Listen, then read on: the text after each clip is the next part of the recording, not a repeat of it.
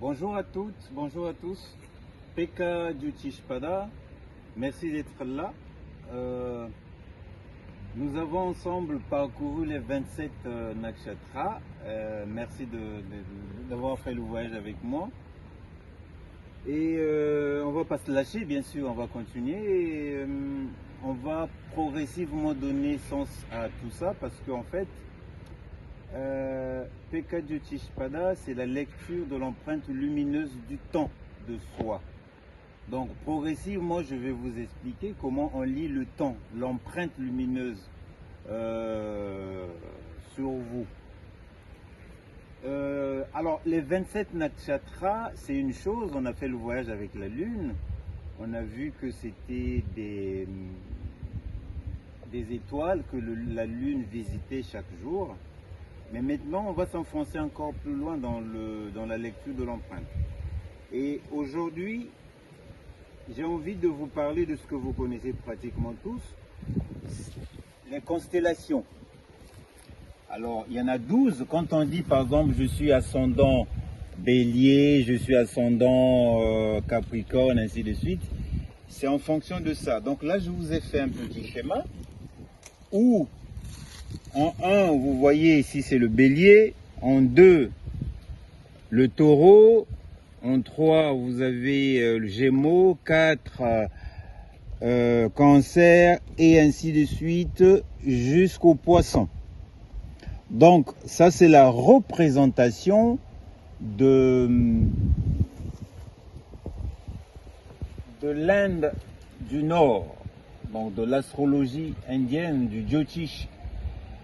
Inspiré de cette configuration. Donc en fait, c'est comme ça que moi je vais vous présenter au fur et à mesure les constellations. Donc il y en a 12 que vous connaissez peut-être. Si vous ne les connaissez pas, ben, je vais progressivement vous les décrire. Ensuite, nous continuons. Donc, gardez cette configuration en tête parce que ça sera toujours la même. Et là, je tombe sur les maisons. Donc, les maisons, il y en a 12. C'est quoi les maisons? Donc, il y a la maison 1, la maison 2, la maison 3, la maison 4, jusqu'à la maison 12. Qu'il ne faut pas confondre avec les constellations. Les maisons sont des domaines d'existence. La maison 1, par exemple, c'est l'identité, le soi. C'est là où vous naissez, qu'est-ce que vous venez avec, votre bagage. La maison 2, c'est avec qui, où vous grandissez, avec qui vous grandissez, et tout ça on peut le voir dans un thème. Donc c'est les domaines d'existence. La maison 3, ça sera par exemple le courage, comment vous entrez dans la vie, et ainsi de suite, jusqu'à la maison 12.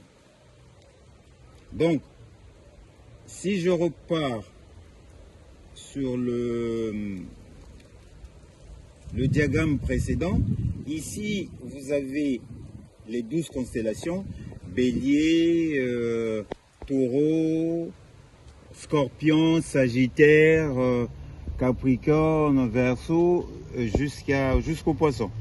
Et là, avec la même configuration, vous avez les maisons. Donc c'est une double lecture. Les maisons. Donc ça c'est le deuxième acteur. Et vous gardez toujours cette configuration. Nous avons les planètes. Alors les planètes se placent un peu aléatoirement sur le thème. Il y en a 9. Il y a 9 planètes que je vous ai décrit ici.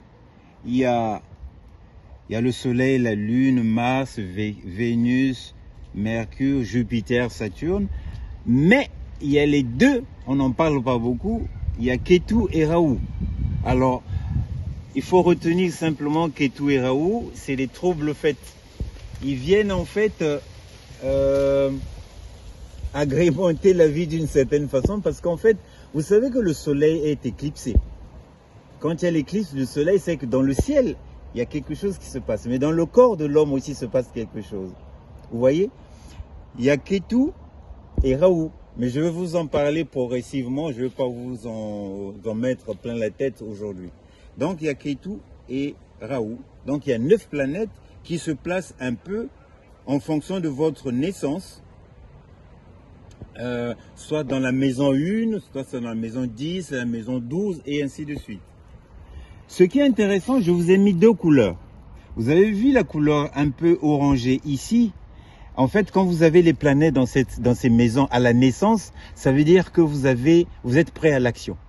Vous connaissez les personnes comme ça? Quand elles sont nées, on a l'impression qu'ils connaissent déjà des choses. En fait, les planètes sont placées là. Donc tout ça, je vais vous le décrire, je vais vous l'expliquer au fur et à mesure. Et déjà, j'ai eu une question. La question c'est, quelle est la différence entre les constellations, je vous ai dit Bélier, Taureau, ainsi de suite, et les nakshatras?